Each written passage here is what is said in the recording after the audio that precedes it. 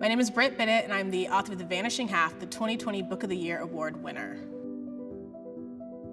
I grew up in Oceanside, California, which is in North San Diego County. Growing up, I was a pretty nerdy kid. I loved reading, I loved writing. I always loved books. The first thing I remember writing was a short story I wrote in the second or the third grade. And I used to also write puppet shows when I was a kid. I've never thought of myself as a puppet playwright. The idea for The Vanishing Half first came to me when I was talking to my mother on the phone, and she mentioned this town that she'd heard about growing up in Louisiana, where everyone intermarried so that their children would get lighter and lighter. And it immediately struck me as the spark for a novel.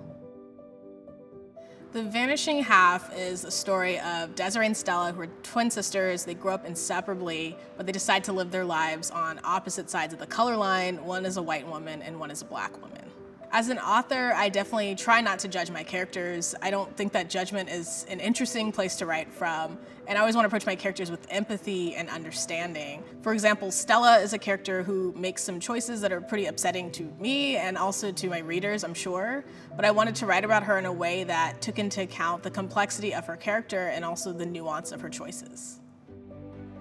I think The Vanishing Half is about love in all of its different forms. It's a story about the love between these twin sisters that are separated and all these different familial relationships of cousins and mothers and daughters. So I wanted to think about the complexity of all of those different love stories and what it means to really love people across distance and time. I think I want to tell stories about Black life and all of its diversity. I want to write stories that are about Black joy and Black love. I want to tell stories about the communities that I come from and the communities that I'm a part of, and to think about how those communities change and grow throughout time.